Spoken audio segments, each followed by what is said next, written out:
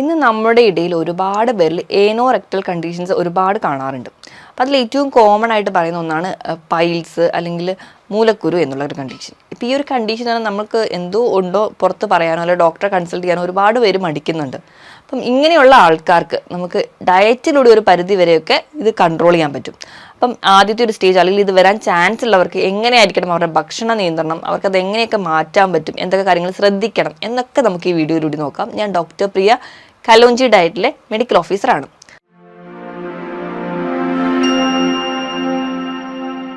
ഇപ്പം പൈൽസ് അല്ലെങ്കിൽ മൂലക്കുരു അല്ലെങ്കിൽ ഹെമറോയിഡ്സ് എന്ന് പറയുന്ന ഒരു കണ്ടീഷനിൽ നിന്ന് ഒരുപാട് പേർക്ക് നമ്മളിപ്പോൾ ചെറിയ കുട്ടികൾ തൊട്ട് ഇന്ന് ഒരുപാട് പേരിൽ കാണുന്നുണ്ട്. അത് നമ്മൾ പ്രധാനമായിട്ട് രണ്ട് രീതിയിലാണ് ഡിവൈഡ് ചെയ്തിരിക്കുന്നത്.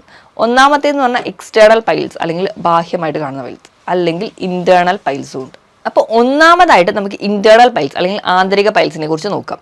പ്രധാനമായിട്ട് നമ്മൾ ഈ പൈൽസിനെ നമ്മൾ ഡോക്ടേഴ്സിൻ്റെ ഇടയിൽ 4 ഗ്രേഡ് ആയിട്ടാണ് ഡിവൈഡ് ചെയ്തിരിക്കുന്നത്. ഒന്നാമത്തേന്ന് പറഞ്ഞാൽ വലിയ പ്രശ്നമൊന്നുമില്ല, കുറച്ച് സോഫ്റ്റ് ഒക്കെയാണ്, തുടക്കം സ്റ്റേജാണ്, വലിയ പ്രശ്നമൊന്നും കാണിക്കില്ല, വലിയ ലക്ഷണങ്ങളൊന്നും ഉണ്ടാവില്ല, ഉള്ളിൽ തന്നെയൊക്കെ ചെറിയ ചെറിയ തടുപ്പുകളായിട്ട് വരുന്നുണ്ട്. ഇനി രണ്ടാമത്തേതെന്ന് പറഞ്ഞിട്ടുണ്ടെങ്കിൽ ചെറിയ തടിപ്പാണ്, അവിടുത്തെ ഉണ്ടാവുന്ന വെയിൻസിനൊക്കെ ചെറിയ തടിപ്പ് വന്നിട്ടുണ്ട്. അത് ഈ മലമൂത്ര വിസർജന സമയത്ത് പുറത്തേക്ക് വരികയും തന്നെ അത് കഴിയുമ്പോൾ തിരിച്ചകത്തേക്ക് കയറിപ്പോവും.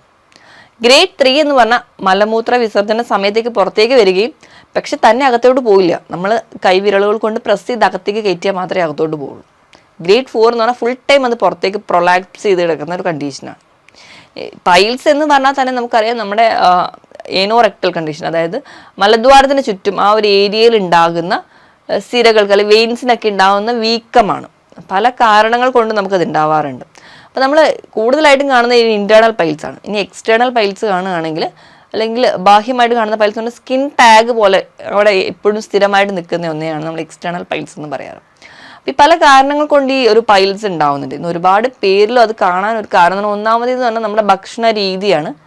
തീരെ നാരുള്ള ഭക്ഷണങ്ങൾ നമ്മൾ കഴിക്കുന്നില്ല, എല്ലാം കൂടുതലായിട്ട് നമ്മൾ ഡിപ്പെൻഡ് ചെയ്തിരിക്കുന്നത് നോൺ വെജ് ഫുഡിനെയാണ്.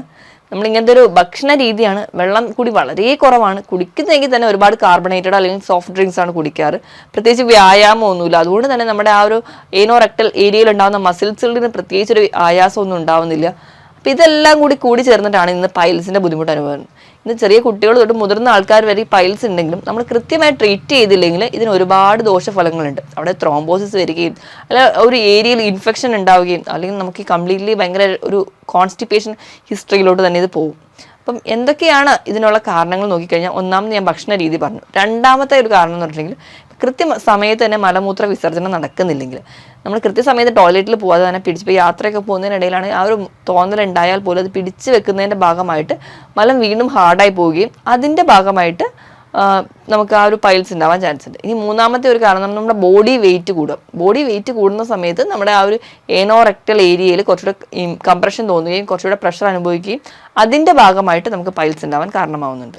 ഈ പറഞ്ഞ കാരണങ്ങളോടൊപ്പം തന്നെ ഇപ്പോൾ പ്രഗ്നൻസി അല്ലെങ്കിൽ നമ്മുടെ സ്ത്രീകളുടെ യൂട്രസിനുള്ളിൽ എന്തെങ്കിലും ഒരു ഗ്രോത്തോ അല്ലെങ്കിൽ ഇപ്പോൾ പുരുഷന്മാരുടെ കേസിലാണെങ്കിൽ പ്രോസ്റ്റേറ്റ് ഗ്രന്ഥിയുടെ വീക്കം അല്ലെങ്കിൽ മറ്റ് പല വളർച്ചകളോ അല്ലെങ്കിൽ മുഴകളോ എന്തെങ്കിലും ഉണ്ടെങ്കിൽ ആ മലദ്വാരത്തിന് ചുറ്റും ഒരു കംപ്രഷൻ അല്ലെങ്കിൽ പ്രശ്നം അനുഭവിക്കുകയും അതിൻ്റെ ഭാഗമായിട്ട് നമുക്ക് പൈൽസിൻ്റെ ബുദ്ധിമുട്ട് വരാം. ഇതല്ലെങ്കിൽ പാരമ്പര്യമായിട്ട് ആർക്കെങ്കിലും ഒക്കെ ഉണ്ടെങ്കിൽ അത് മൂലം വരാറുണ്ട്.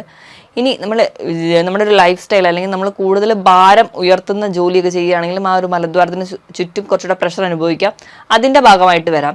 ഇനി ഇത് കൂടാതെ തന്നെ ഒരുപാട് നേരം ഇരുന്ന് ജോലി ചെയ്യുന്നവർ, ഇപ്പോൾ ഡ്രൈവർമാരുടെ കേസൊക്കെ എടുക്കുകയാണെങ്കിൽ കണ്ടിന്യൂസ് ആയിട്ട് ഒരുപാട് നേരം ഇരുന്ന് ജോലി ചെയ്യുന്ന ആൾക്കാരാണെങ്കിൽ അങ്ങനെയും വരാം. ഒരുപാട് എരിവും മസാലകളും നോൺ വെജും കഴിക്കുന്ന ആൾക്കാർക്ക് പൈൽസ് വരാനുള്ള ചാൻസ് വളരെ കൂടുതലാണ്.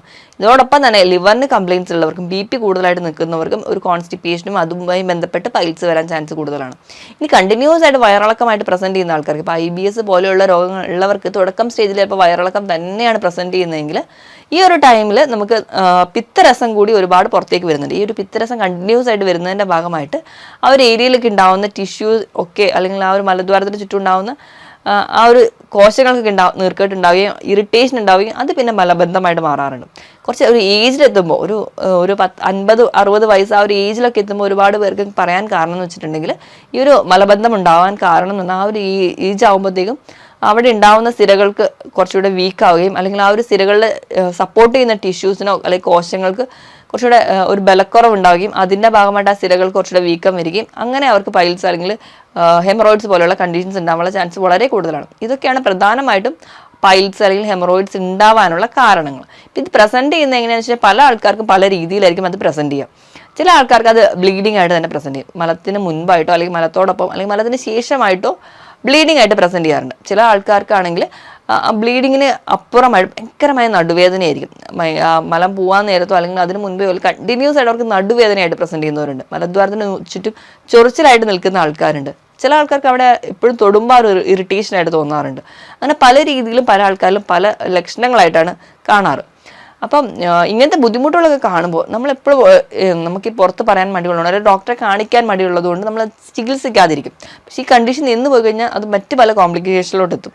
ഈ മലദ്വാരത്തിന് ചുറ്റും ഉണ്ടാകുന്ന രോഗങ്ങളെ പൈൽസ് മാത്രമല്ല ഫിഷറും ഫിസ്റ്റുലയും എന്ന് പറയുന്ന പല കണ്ടീഷൻസ് ഉണ്ടാകുന്നത്. അപ്പോൾ നമ്മൾ ഇങ്ങനെ ഒരു ലക്ഷണങ്ങൾ കാണുകയാണെങ്കിൽ എന്തായാലും ഒരു ഡോക്ടറെ തന്നെ കാണിക്കണം. ഡോക്ടറെ കാണിച്ച് ഏതാണ് ഈ കണ്ടീഷൻ എന്ന് ഉറപ്പ് വരുത്തുക. നിങ്ങൾക്ക് ഏതാണ് ഈ രോഗം എന്ന് ആദ്യം തന്നെ തിരിച്ചറിയാണ് വേണ്ടത്. അതിനിപ്പോൾ നമ്മൾ ആ ഡോക്ടർ നോർമലി ഇൻവെസ്റ്റിഗേഷൻ നടത്തുമ്പോൾ ആദ്യം അവർ എക്സ്റ്റേണൽ എക്സാമിനേഷൻ ചെയ്യാറുണ്ട്. അതിനോടൊപ്പം തന്നെ പ്രോട്ടോസ്കോപ്പി അല്ലെങ്കിൽ മറ്റു പല ഇൻവെസ്റ്റിഗേഷൻ, കൊളനോസ്കോപ്പി, എന്ത് ഇൻവെസ്റ്റിഗേഷൻ ആണോ അതിനനുസരിച്ച് അവർ പ്രൊസീജിയർ കഴിയുകയും അതിൻ്റെ ഭാഗമായിട്ട് നമുക്ക് ഡിസീസ് ഡയഗ്നോസ് ചെയ്യും.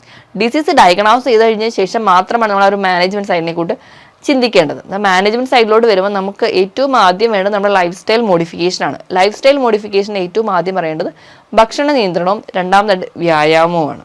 ഇനി ഭക്ഷണ നിയന്ത്രണത്തിൻ്റെ കേസ് എടുക്കുകയാണെങ്കിൽ ഏറ്റവും ഇമ്പോർട്ടൻ്റ് എന്ന് പറഞ്ഞാൽ നമ്മൾ കഴിക്കുന്ന ഭക്ഷണത്തിൽ നാരില്ലാത്തതാണ്. നമ്മൾ നാരടങ്ങിയ ഭക്ഷണം കൂടുതലായിട്ട് കഴിക്കാൻ വേണ്ടി ശ്രദ്ധിക്കുക. അപ്പം എല്ലാ ആൾക്കാരും ഇത് വരാൻ ചാൻസ് ഉള്ളവരായിക്കോട്ടെ അല്ലെങ്കിൽ മലബന്ധം ചെറിയ രീതിയിലൊക്കെ തുടങ്ങിയ ആൾക്കാരായിക്കോട്ടെ, ആരായാലും നമ്മൾ ഏറ്റവും ഇമ്പോർട്ടൻ്റ് ആയിട്ട് വേണ്ടത് നാരടങ്ങിയ ഭക്ഷണം കൂടുതലായിട്ട് കഴിക്കുക. ഒരു ഏകദേശം 25 മുതൽ 30 ഗ്രാം എങ്കിലും നിങ്ങൾ നാരടങ്ങിയ ഭക്ഷണം കഴിക്കണം. തീരെ നാര് ഇന്ന് വരെ ഭക്ഷണത്തിൽ നിന്ന് ഉൾപ്പെടുത്താത്ത ആൾക്കാരാണെങ്കിൽ ചെറുതായി അതിന് ക്വാണ്ടിറ്റി കൂട്ടിക്കൊണ്ടുവരും.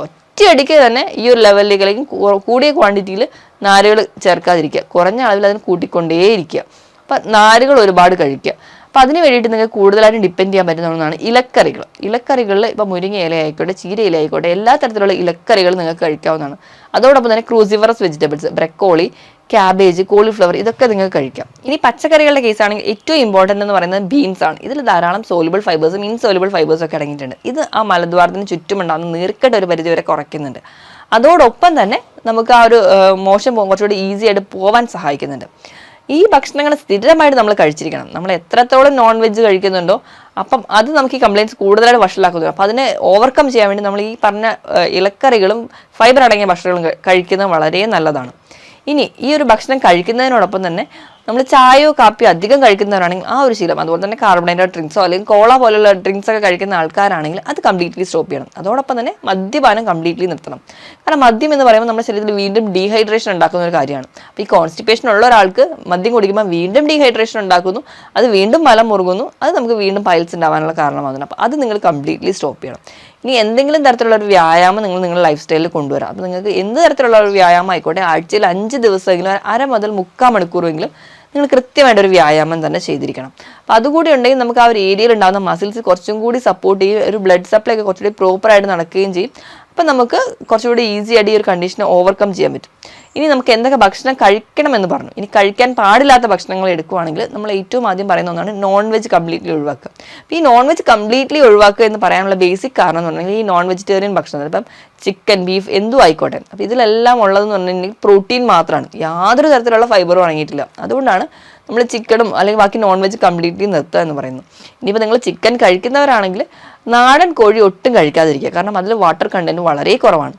കമ്പയറബിളി നിങ്ങൾക്ക് ചിക്കനിൽ കുറച്ചുകൂടി കഴിക്കാൻ പറ്റുന്നത് ബ്രോയിലർ ചിക്കനാണ്. അതും ഒരിക്കലും നിങ്ങൾ അതിനെ എന്താ പറയുക ഫ്രൈ ചെയ്ത് കഴിക്കാതിരിക്കുക. അപ്പം നമ്മൾ ഫ്രൈ ചെയ്യുന്ന സമയത്ത് അതിലുള്ള വാട്ടർ കണ്ടന്റ് കൂടി ലോസ് ആവും. അപ്പോൾ മാക്സിമം നിങ്ങൾ കറി വെച്ച് കഴിക്കുക, അത് വളരെ റെയർ ആയിട്ട് കഴിക്കാം. ഇനി നോൺ വെജ് കഴിക്കുന്നതിൻ്റെ ആൾക്കാരാണെങ്കിൽ അതിനോടൊപ്പം തന്നെ ധാരാളം സാലഡ്സ് കഴിക്കുക. അപ്പം നിങ്ങൾക്ക് സവോളയും അല്ലെങ്കിൽ അതുപോലെ തന്നെ ക്യുക്കമ്പറും കൂടെ അരിഞ്ഞിട്ട് സാലഡായിട്ട് കഴിക്കുക. അപ്പോൾ ഈ കുക്കമ്പറിലൊക്കെ ധാരാളം ഫൈബേഴ്സ് ഉണ്ട്, അതുപോലെ തന്നെ അതിൽ ധാരാളം വാട്ടർ കണ്ടന്റും ഉണ്ട്. അപ്പോൾ നമുക്ക് കുറച്ചും കൂടി ഈ ഒരു മലബന്ധം ഓവർകം ചെയ്യാൻ പറ്റും. അപ്പോൾ ഈ വക സാലഡ്സ് എപ്പോഴായാലും എന്ത് നോൺ വെജിറ്റേറിയൻ ഫുഡ് കഴിക്കുകയാണെങ്കിലും ധാരാളം സാലഡ് കഴിക്കുക. ഇനി ഇപ്പം ബീഫാണ് കംപ്ലീറ്റ്ലി നമ്മൾ ഒഴിവാക്കുക. കാരണം ഈ ബീഫ് എന്ന് പറയുന്നത് അലർജിക് പ്രോട്ടീൻ ഉണ്ട്. ഈ ഒരു അലർജിക് പ്രോട്ടീൻ നമുക്ക് മലദ്വാരത്തിന് ചുറ്റും നീർക്കെട്ടൊക്കെ ഉണ്ടാവാനുള്ള ചാൻസ് വളരെ കൂടും. ഇപ്പോൾ ഉള്ളവർക്കാണെങ്കിൽ അത് വീണ്ടും വഷളാവാനും കാരണമാണ്. അപ്പോൾ അത് നിങ്ങൾ സ്റ്റോപ്പ് ചെയ്യുക. പിന്നെ ഒരുപാട് പേരുടെ ഡൗട്ടാണ് മുട്ടയിൽ ഇപ്പം താറാവ് മുട്ട കഴിച്ച് കഴിഞ്ഞാൽ നിങ്ങൾക്ക് കംപ്ലീറ്റ്ലി പൈൽസ് ഒക്കെ മാറും, അതിന് പകരം കോഴിമുട്ട കഴിച്ചാലാണ് പൈൽസ് ഉണ്ടാവുന്നത്.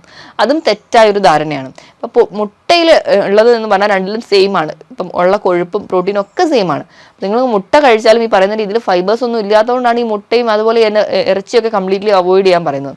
ഇപ്പം പാല് ആണെങ്കിലും അതിലും ഒട്ടും തന്നെ നാരടങ്ങിയിട്ടില്ല. അപ്പോൾ അതുകൊണ്ടാണ് ഈ പകം ഫുഡുകളൊക്കെ കംപ്ലീറ്റ്ലി ഒഴിവാക്കാൻ പറയുന്നത്. അപ്പം നിങ്ങൾ ഈ ഭക്ഷണങ്ങളൊക്കെ കഴിക്കുമ്പം കൂടെ സാലഡ് കഴിക്കുകയാണെങ്കിൽ ഒരു പരിധി വരെ നിങ്ങൾക്ക് ഈ പറയുന്ന ഭക്ഷണങ്ങളൊക്കെ കുറഞ്ഞ അളവിൽ കഴിക്കാം. കഴിക്കുമ്പോൾ കറി വെച്ച് കഴിക്കാൻ വേണ്ടി ശ്രദ്ധിക്കുക. കുറഞ്ഞ മീനുകളൊക്കെയാണ് കഴിക്കാം. വലിയ മത്സ്യങ്ങൾ ഇപ്പം നെയ്മീൻ പോലെയുള്ള മത്സ്യങ്ങൾ കംപ്ലീറ്റ്ലി ഒഴിവാക്കുകയാണ് നല്ലത്. അതുപോലെ തന്നെ ഷെൽ ഫിഷ്, ഇപ്പം ഞണ്ട്, കൊഞ്ച്, കക്ക, ഇവ കംപ്ലീറ്റ്ലി ഒഴിവാക്കുക. കാരണം ഇതിലും അലർജിക് പ്രോട്ടീൻസ് അടങ്ങിയിട്ടുണ്ട്. ഇത് മലദ്വാരത്തിന് ചൊറിച്ചിലും നീറ്റിലും അല്ലെങ്കിൽ നീർക്കെട്ട് ഉണ്ടാവാനുള്ള കാരണമാവുന്നത്. ഈ പറഞ്ഞ ഭക്ഷണങ്ങളൊക്കെ നിങ്ങൾ കംപ്ലീറ്റ്ലി ഒഴിവാക്കുക. അതുപോലെ തന്നെ അധികം മധുരം കഴിക്കാതിരിക്കുക. അതും നമുക്ക് ആ ഒരു മലദ്വാരത്തിന് നീർക്കെട്ടോ ഇറിറ്റേഷൻ ഉണ്ടാവാനും കാരണമാകും. ധാരാളം വെള്ളം കുടിക്കുക. വെള്ളം എന്ന് പറയുമ്പോൾ 25 കിലോയ്ക്ക് 1 ലിറ്റർ എന്ന കണക്ക് നല്ല പോലെ വെള്ളം കുടിക്കുക. പിന്നെ നിങ്ങൾ ഒരുപാട് വെയിലത്ത് നിന്ന് ജോലി ചെയ്യുന്നവരാണെങ്കിൽ അതിന് കൂടെ അനുസരിച്ച് വെള്ളം ധാരാളം കുടിക്കുക. അപ്പം നമുക്ക് ഒരു പരിധി വരെ കണ്ടീഷൻസ് ഒക്കെ കുറയ്ക്കാൻ പറ്റും. കൃത്യമായിട്ടൊരു വ്യായാമം കൂടി വേണം.